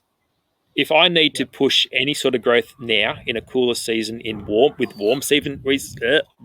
season turf, I'll reach for liquids. Warm season grasses are very, very forgiving compared to cool season grasses. And I'll even go out on a limb. I know I'm jumping straight off topic, but we'll jump back on. I don't fully subscribe to the 1/3 rule on warm season grasses. It's not as detrimental as people have you believe compared to cool season grasses. That's Now, it, Brenton. You're getting cancelled. good. Controversy is what it's all about. That guy who didn't like you for your buffalo video before, he's dialing it Yep. in now. 100%. Yep. We'll come back to that if you want to. But granules all day long. Granules all day long for warm season. Cool season, if you're talking cool season turf, then I'd probably have more of a mix. But at the same time, I still use liquids here. So my staple is granular. My filler products, or my sort of what do you call it? Intermediate or interim is liquids. So one of the things that happens with granule is, even though they say it's slow release, you still often get a lot more hit at the front end of your application. So you might have like a 10-week. I'm explaining this for those who are new to the scene. You might have a 10-week release or 8-week release, and it's like the first 2 weeks it pops. Next 2 weeks it's great, and then you still trail off. And sometimes people do a little hit of iron, manganese, or something like that to keep the color. So here's what I said with Ben. Tell me what you think about this. I think the problem with granule. So a lot of our clients, we are doing granule, right? But I think one of the biggest problems for granule with people who are inexperienced is applying on the higher end or not even measuring, right? And then once you've over applied for weeks and weeks and weeks because you can't pick it back up again. And I've seen it a lot where a really nice lawn coming out of spring is thatchy by, coming out of winter, into spring is thatchy by the end of spring because there's just one huge hit. And it's not even just urea, but so maybe that's the counter argument, isn't it? But there's a lot more applications for liquid than there is for granule, for sure. A lot more work. Oh, look, absolutely. Because, you apply it and is it fair to say you get a couple of weeks out of it and then it's done? 1 liquid, to 2 weeks? Easy. Yeah. Yeah, 1 to 2 weeks. If you've got time or if you've got a small block and it's your passion, but you're only ever feeding the plant, you're never really feeding the soil. Yeah. With a liquid fertilizer, obviously. If we're talking amendments, that's different. But yeah, because the liquid fertilizer is absorbed through the leaf, so you just put it on the leaf, and that's why you get that instant color. It's like getting an IV drip or something like that. Correct. Yeah. So let's go to the next question. I'm interested in this one. Let's say you lost all your handheld gear, your whippies, blowers, things like that. So you got your mowers. And you had to buy everything again. Are you going battery or are you going petrol? Petrol. Petrol still. There we go. Still. I've got too much land. Okay, interesting. Yep. How long does it take you a whippy? How long did it used to take me? Yep. Or how long does it take me now? So so before I got the Atom, when I was edging, so I was whippersnipping every edge, every concrete edge, around the backyard, up the back fence, I could whippersnip for 3.5 hours a week. Yeah, wow. I'm not going to have batteries. What's a battery give you? 45 minutes to an hour? On a whippy at full revs, not even. Yep. That's my point. It's just not suitable for me. So we're running some battery gear in the business now, and it's like... Yep. Now, this is the highest end of the commercial spectrum, basically, or right up the top of it. And we can get with a $300 and something battery. We need 3 to run a full day on battery, edger, whippy, blower, and you might not even make it through. And you can't. You got 3 settings on the gear, and you got to use the middle setting on the whippy to make it last. The edger and the blower you can go full revs because you don't usually spend as much time, and it's thousands of dollars worth of gear. So this isn't the $80 cheapo battery you get from Bunnings. But one of the things about the battery stuff is, it's just so easy. Pull the trigger. I grab the battery blower all day, every day. Yes, I'm with you on that. Yeah, my still petrol blower is converted to the vac now, and it stays as a vac. Yeah. So with a bag and stuff. Yep. My last this or that question. You can use at your property plant growth regulator and no pre-emergent, or pre-emergent and no plant growth regulator. The second one. So you're keeping the pre-emergent. and just mowing more. So here's something that might surprise a lot of people. I only did 2 applications this year of PGR on my green. And what height you at? 3.5, you said? I was at right? 5 at the start of this 5 at the start of the season, down to 4, down to 3.5. 3.5. There you go. Now, the only reason I did do that is to curb some seed head. And it was the same with the TifTuf. I only did 2 applications of PGR, and the same with the front Santa Ana. The rest I just compensated with extra mowing. Interesting stuff. I got one more question for you, mate, before we go. Before we move on. So we could talk. Yeah. I'm happy to keep talking, but I'm just conscious of your time. You're right. So during my greenkeeping days, whether it was new or not, I can't tell you this, but PGR wasn't a thing back in my day. Mm-hmm. I'm sure it was around. Primo was around. We trialed it once or twice, but it was frightfully expensive. Yeah. Frightfully expensive. And we only used it once or twice on the greens. We never used it on fairways or tees. Like, no one had that much money. And it was Primo. Not even your Korean boss. No, 100% no. PGR to me is something that I've been reintroduced to in recent times. So you were sort of trained in a way that didn't necessarily need it. I wonder if it's a bit like a crutch you can lean on now. Yeah. Well, I see there's a couple of negatives with it. I think you get a little bit more thatch. I think the grass becomes a bit too puffy and a bit too. Okay, tell me about this. Even when you come, if you ride your growing degree days, GDD days, which is the calendar of which you need to reapply before the grass starts to grow again or surge out of not dormancy, but out of a retarded state. I still feel that it becomes somewhat more puffy than going a whole season without PGR. Wow. I mean, it's said, I don't know how true this is, but it was said that one of the main reasons PGR was invented was to help curb diesel fuel costs in golf courses. Oh, I can totally understand that. Wages and stuff. I don't know if it's true or not, but that was one of the stories going around. Yeah, you would assume that like with lots of inventions, like I was talking to Nadeem from Colin Campbell Chemicals about a POA cure, and he was telling me that was originally invented for rice fields, and they realized, there's another effect that it can have, which is a different mode of action on winter grass in putting greens. Yeah, right. There you go. I wonder if that's the same thing with PGR. Like, it might have been invented originally just to curb diesel costs or labor costs or whatever, and they realized, actually, no, it gives you a tighter growth habit, and maybe there's some other benefits that come from it. So I can totally see that being the case, Yeah. So, but I'm more than happy to substitute PGR.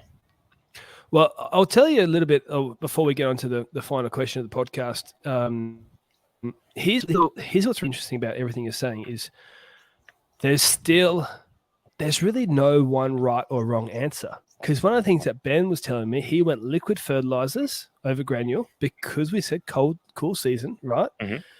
I also think with Kikuyu, because that's the warm season grass he's got, because I said straight away, I agree with him on the liquids. Now, I've got Kikuyu here. I have found that mine thatches up when I just go a little bit too big on the granule fert. And it's like horses for courses, really, isn't it? And you're telling me about TifTuf and it's different and all sorts of stuff. So I guess it's really interesting. And that's why this podcast becomes, these conversations are really fun for me, because you're bringing up things I've never really thought about before. But we do have some clients that we're using PGR on. There's one I'm thinking of. It's a wintergreen Cooch lawn, very, very small wintergreen Cooch lawn, weekly cut cylinder mower throughout the growing season. And I went and did it a couple of weeks ago. I was like, it's a bit thatchier than I expected.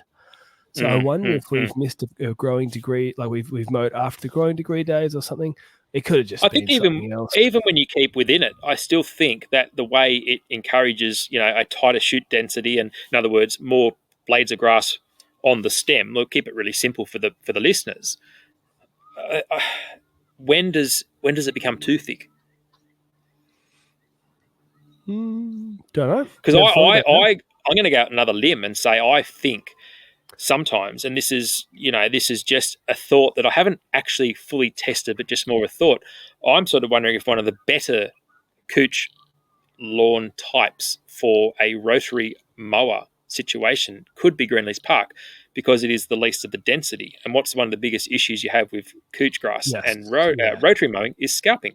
So if you have a thinner canopy kept a bit longer, you're potentially going to have less scalping, possibly. Mm-hmm. Yep. And that's a challenge we have with maintaining. Wintergreen's the most common here, and wintergreen, it's like cylinder mower once a week without any growth regulator or anything like that, and it'll look really, really good, or more frequently if you can. But as a contractor, that's people's budget, so it's hard to push them a bit beyond that. And then once you get to rotary, it is so hard. I mean, you can do it fortnightly as well. If you've as a contractor, if you've got control of how much water is going on there, and you can manage that sort of stuff. But once it gets thatchy and once it gets long, you just have to keep raising your height of cut through the season. Like that's all there's left. You go from notch 3 on the rotary, a month and a half later it's notch 4, a month and a half later it's notch 5, and then it's like going through winter, and then you get your dollar spot because it's getting damp, and you might be on something. Look, let's get to the final question, and I hope people have enjoyed this. This time has flown. We went from minute 23 to minute 58, and I was like, what the heck? Everything's what happened there? It's good fun. Yeah, and there's probably, I sent you a bunch of questions because I don't want to put you on the spot too much, and we haven't asked any of them. We haven't touched on them. So here's one of them I wanted to ask, and it's not the controversial ones. I mean, we got to get you back maybe in a few months to get the... You haven't talked about enough controversial things today to do with Buffalo and PGR and all that sort of stuff. So, if you still haven't upset a few feathers, we got to get you back, or ruffled a few feathers, upset a few feathers. What does that even mean? Anyway, here's the final question. What was the last? Actually, it's two parts. What was the last time you used a product that really surprised you? And when was the first time you remember either using a fertilizer or maybe even like a complementary service like an aeration or something like that you were shocked? Early days, you were like, wow, that's amazing. Or recently, another time you're going, wow, that's amazing. You just sparked a memory when you said fertilizer. Okay. Because this was one of the questions that, and I was like, how do I answer that? Do you remember a product called Nitrem? Nope. Ammonium nitrate. Good for what happens when you mix. What happens when you mix it with diesel? I know that blows up farmers, sets them on fire. It goes bang, yeah. But I was introduced to Nitrem, so it's 34% from memory, 34% nitrogen, and it was like the go-to of my era when it came to nitrogen fertilizers. Okay, Nitrem, and then unfortunately somebody flew some planes into a building and did some things like that, and all of a sudden it became a restricted product because you mix it with diesel and it goes bang. And we actually use it at work for our blasting, and it turns up in a sealed truck with a lock on it. Let's talk. When you say blasting, okay, after everything you said about flying planes. What did you mean when you said blasting? I don't want you cancelled, Brenton. We've really tried this episode. So obviously I work in a mining environment, so we need to blast ground. Right, blasting. Yeah. Okay, right. Yeah, sorry, I'm talking about modern day employment versus my job of the day. What greenskeeping technique are we talking about with blasting? Oh, rabbits, of course. I think it's also talking about grumpy members, but anyways, moving on. So Nitrem fertilizer. Can't get it anymore, but it was like, oh, wow, look at this. Man, there's life outside of back in the day when I was learning. We use Shirley's number 17, which is an East Coast product. I'm sure you guys don't have it over there, but it was the product of the 60s and the 70s and probably the 80s, and it was, it was like, everyone's grandfather had some in the shed, and that's all I knew, and came into greenkeeping. It's like, oh, no, we don't use that, mate. Like, wake up to yourself. We use Nitrem. So Nitram was an eye opener for me. It was like this amazing, product, but you can't get anymore. That's a shame. What about recently a product that you could get potentially? I think if I'm not mistaken, you've been using fairly similar stuff over the last few years. So maybe you haven't been trying much new stuff because you found stuff you're really happy with, or is there something that you've been trying that really shocked you? I'm really impressed with the. See, I have a code or an arrangement with Plant Doctor. Okay. So, yep. So a discount code. A discount code, so that's available to viewers who are looking to try or reuse or buy more of. And that discount code is? I was waiting for you to ask me. So it's BREN, so Bren 10. So numbers, letters and numbers. So pretty clever play on words from them, I think. Yep. So I actually have found they, I suppose, recently launched or have released Activate Extra. So they had Activate Mate, which is a liquid product, and this Extra is really quite effective. It's really quite good, and I do enjoy using that, as well as their mini prill granular stuff. So those two products, they're priced really well compared to this professional stuff, which is becoming a little bit steep, I feel, for home users. It's some of the benefits that are in these higher end products are just wasted on a home lawn, being like these granular, this grain of sand size mini prill products that they're maintenance products. A homeowner's not going to get benefit out of that. Yeah, especially if you're cutting. Mini prill is really for very short-cut turf. Most homeowners, if you're at maybe 10 mil, I mean, a thick, thatchy 10 mil, your granules will sit on the surface, but you won't get your 3.5. You won't get the results that you think you're getting out of it. And so the Plant Doctor stuff, you are still the Plant Doctor stuff. Yeah. So the mini prill, their mini prill is not mini prill. It's sort of one. I think it's 1 to 2 or 1.5 to 2.5 millimeter prill size. So it's not mini prill, but the bigger stuff dissolves pretty much after the first irrigation. So it's gone. I've used it on the green here. I might mow without a catcher once or twice and then catch it back on. Done. Oh wow. Yeah. That's so good, I think more people like it's a little bit. It's a bit underrated. Can I ask you one more question? Sure. We've still got time for that. Because we did set this up, and we did just tell people that I sent you some questions in preparation. Yep. We need to have one of my favorite questions is, what's the most embarrassing mistake you've ever made or a colleague's ever made? I prepared a story for this, so I'm going to tell my story to give you a minute to think about it. Right. We had a guy who used to work for us. Really nice guy. Really great guy. He's the most accident-prone person I've ever met in my life, right? The amount of things he did that were dumb. One day he's mowing a lawn. It's a 2,000 square meter big lawn with a Mowmaster cylinder mower, and those things go. You put the revs on, and they go. You have to jog after them. So he's put the revs on to get it done quick. I was doing the edging. And then we go to the next job. Well, actually, a couple of jobs later, we're back using a cylinder mower. We had a couple of different jobs in between. And it is, I would say, 25 square meters. Right? Oh, wow. We've gone from our biggest cylinder mowing job to one of the smallest, right? And it's this tiny little front lawn. We're parked along the verge, right? Immediately in front of us, along the road, immediately in front of us is the next door neighbor's car, right? He turns the mower on, full revs, right? Drops the clutch, and the nice heavy machine with the strong horsepower flies off, right? And he tries to grab it.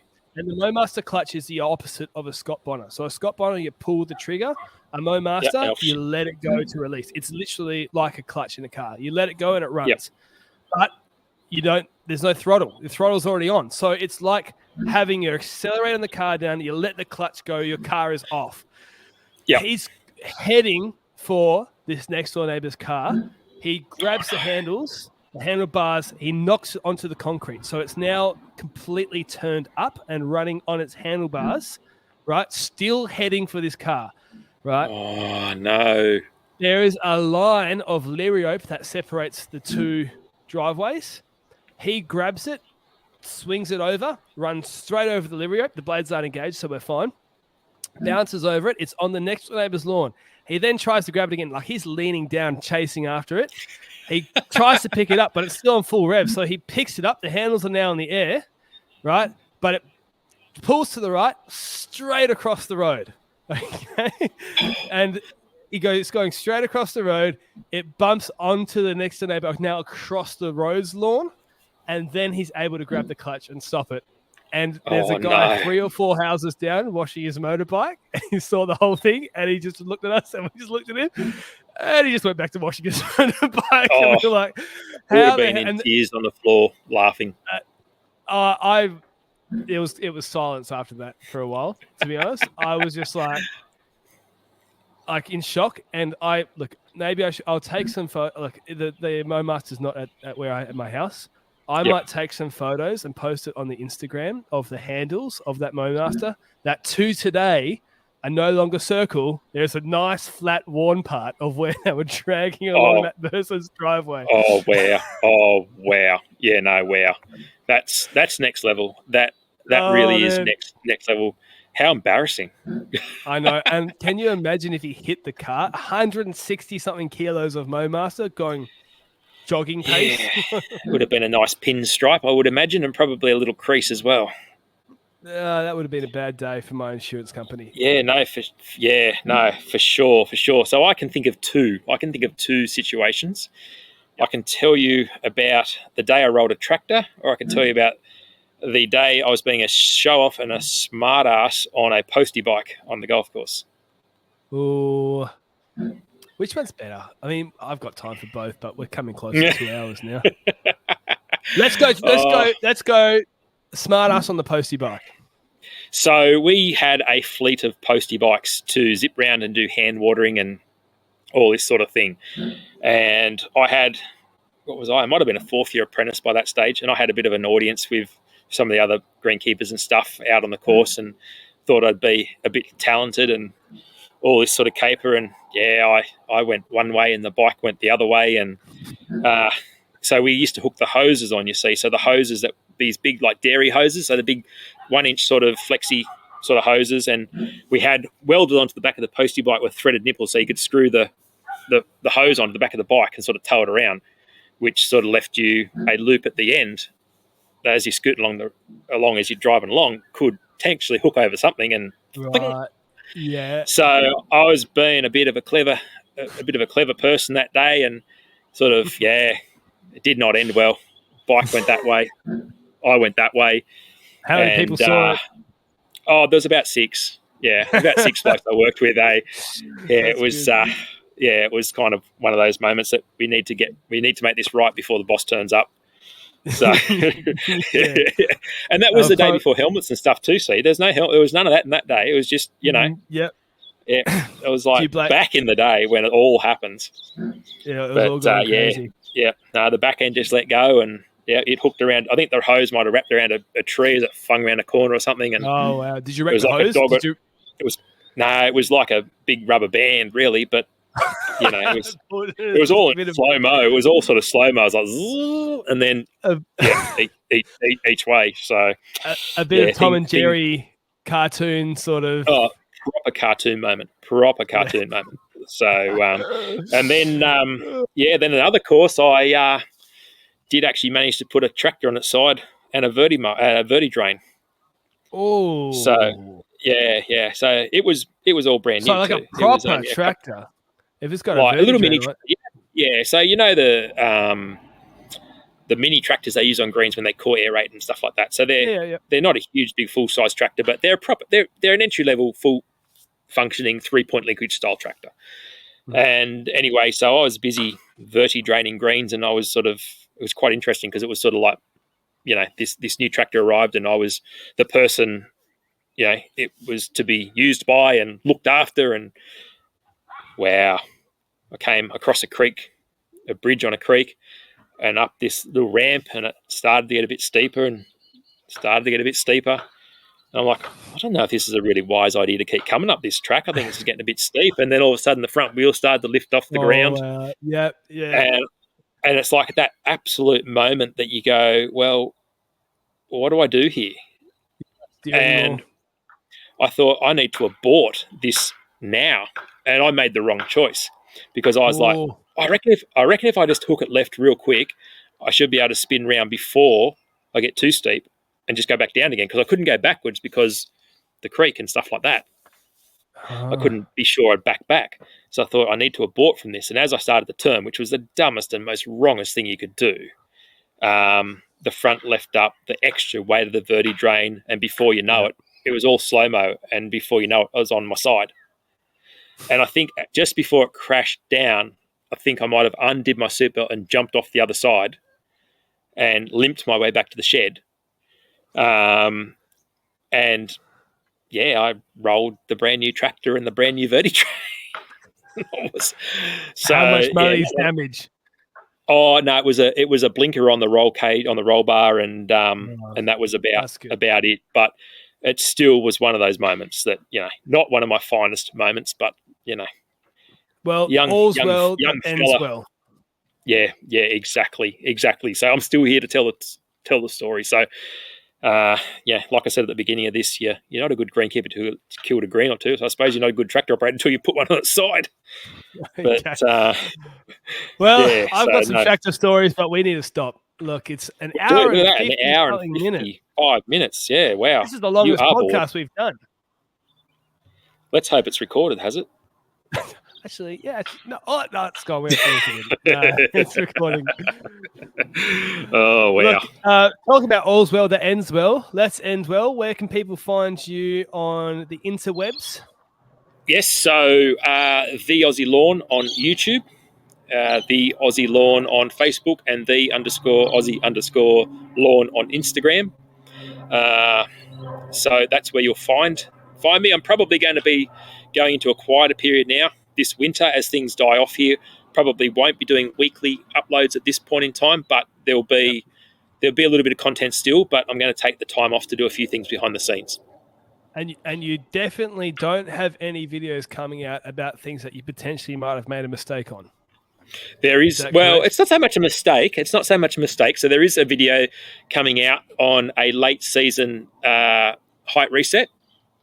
And I did actually do a video today, which I'm hoping to get edited and out fairly soon, which will touch on an upcoming episode will feature this. But I wasn't expecting the frosts when we got them, and that really did put a spanner in my works. But we're starting to get some pretty good recovery now, and all will be revealed. Well, look, if your episode doesn't come out, you're going to have to blame me for the extra hour on this podcast. But I've had a lot of fun. It was a good chat, and you're welcome on any time. And look, thanks, people Luke. go. I appreciate you. Sorry, you go. No, you're right. I was going to say I appreciate you being desperate enough to want me to come on. Are you insulting me or you? No, me.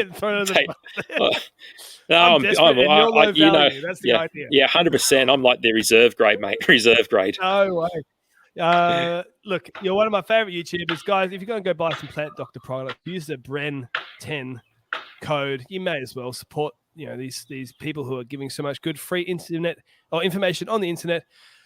And look, that's the longest podcast we've ever done, guys. I'll see you in the next podcast.